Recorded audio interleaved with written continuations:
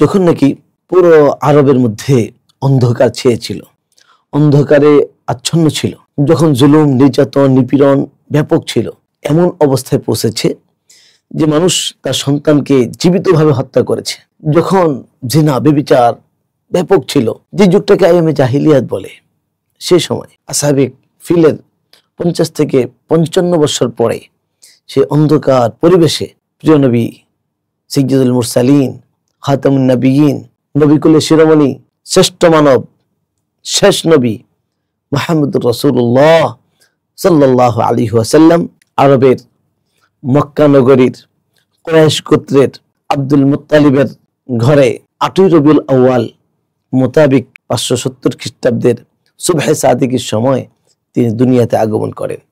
রাসূলুল্লাহ সাল্লাল্লাহু আলাইহি ওয়াসাল্লামের জন্ম সম্পর্কে যদিও 12ই রবিউল আউয়াল বলে প্রসিদ্ধ রয়েছে, কিন্তু নির্ভরযোগ্য তথ্য অনুযায়ী একথা প্রমাণিত অধিক বিশুদ্ধ রিওয়ায়াত হলো, এবং বিশুদ্ধ বর্ণনা মতে জানা যায় যে রাসূলুল্লাহ সাল্লাল্লাহু আলাইহি ওয়াসাল্লাম 8ই রবিউল আউয়াল তিনি জন্মগ্রহণ করেছেন। মেট্রো রেলে উঠেছেন আর দুর্গন্ধে সহযাত্রীরা নাক কুঁচকে তাকাচ্ছে।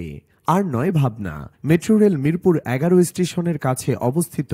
মাবি শপের সুগন্ধে আপনার সহযাত্রীরা এবার হবে মাতোয়ারা। চলে আসুন স্ক্রিনে দেওয়া ঠিকানায়। নবীজি সাল্লাল্লাহু আলাইহি ওয়াসাল্লাম যখন নাকি এই দুনিয়াকে আলোয় আলোকিত করলেন, দুনিয়া এসে রহমত হিসেবে আসলেন, আল্লাহ রাব্বুল আলামিন বলেন, ওমা আরসালনাকা ইল্লা রাহমাতাল লিল আলামিন, তিনি দুনিয়াতে রহমত নিয়ে আসছেন। রাসূলুল্লাহ সাল্লাল্লাহু আলাইহি ওয়াসাল্লাম দুনিয়াতে আগমন ঘটার পরে কিছু অলৌকিক ঘটনা ঘটে যায়। এর মধ্যে কয়েকটি আমি আপনাদের সামনে পেশ করছি। একটি হলো হযরত উসমান ইবনে আব্দুল আস রাদিয়াল্লাহু তাআলা আনহুর মাতা ফাতিমা বিনতে আব্দুল্লাহ রাদিয়াল্লাহু তাআলা আনহা, তিনি বলেন যে যেই দিন রাসূলুল্লাহ সাল্লাল্লাহু আলাইহি ওয়াসাল্লাম জন্মগ্রহণ করেন, আমি ওই দিন আমিনার ঘরে উপস্থিত ছিলাম।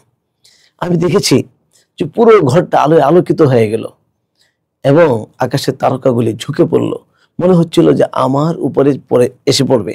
আরো একটি ঘটনা পাওয়া যায় হাদিস শরীফের মধ্যে, হযরত আরবাস ইবনে রাবিয়া রাদিয়াল্লাহু তাআলা আনহু থেকে বর্ণিত, নবীজি সাল্লাল্লাহু আলাইহি ওয়াসাল্লামের সম্মানিতা মাতা আম্মাজান আমিনা তিনি বলেন যে যেদিন নবীজি সাল্লাল্লাহু আলাইহি ওয়াসাল্লাম জন্মগ্রহণ করেছেন, ওই দিন এমন এক আলো আমি লক্ষ্য করলাম যে আলোতে সিরিয়ার গম্বুজগুলি এবং প্রাসাদগুলি দেখা যাচ্ছিল। অন্য এক রায়াতের মধ্যে আছে যে রাসূলুল্লাহ সাল্লাল্লাহু আলাইহি ওয়াসাল্লাম যেদিন জন্মগ্রহণ করেন, রায়াতটি হলো হযরত আয়েশা সিদ্দিকা রাদিয়াল্লাহু তাআলা আনহা থেকে বর্ণিত। ওই সময় মক্কা মুকাররমায় একজন ইহুদি ছিল, বা সে এসছে, বা বেড়াইতে আসছে, বা ব্যবসায়ী কাজে আসছে মেহমান হিসেবে। তো উনি যেদিন নবীজি জন্মগ্রহণ করেন, ওই দিন সকালে উনি বললেন, আজকে কি কুরাইশ গোত্রে কারো ঘরে কোনো পুত্র সন্তান জন্ম নিয়েছে? তার যাদেরকে জিজ্ঞাসা করেছে তারা বললো যে তা তো বলতে পারছে না, খোঁজ নিয়ে জানা যাক। তারা খোঁজ নিয়ে দেখলো আব্দুল মুত্তালিবের ঘরে আব্দুল্লাহর পুত্র জন্মগ্রহণ করেছে। ওই ইহুদি বলল যে তিনি হবেন শ্রেষ্ঠ নবী মুহাম্মদ সাল্লাল্লাহু আলাইহি ওয়াসাল্লাম, তার ঘরের মধ্যে মাহরে নবুয়াত থাকবে। উনি যখন গেলেন, গিয়ে সচক্ষে দেখলেন, গিয়ে দেখলেন যে হ্যাঁ ঠিকই নবীজি সাল্লাল্লাহু আলাইহি ওয়াসাল্লামের ঘরে মাহরে নবুয়াত দেওয়া আছে।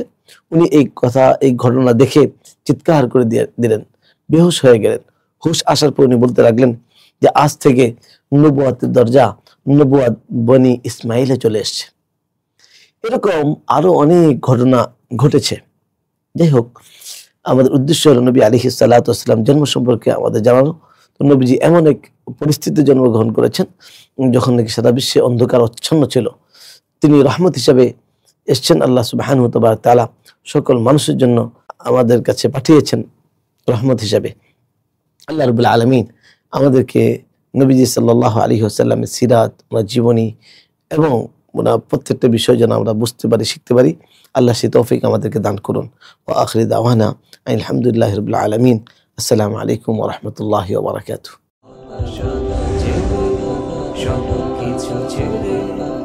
আমাদের সাথে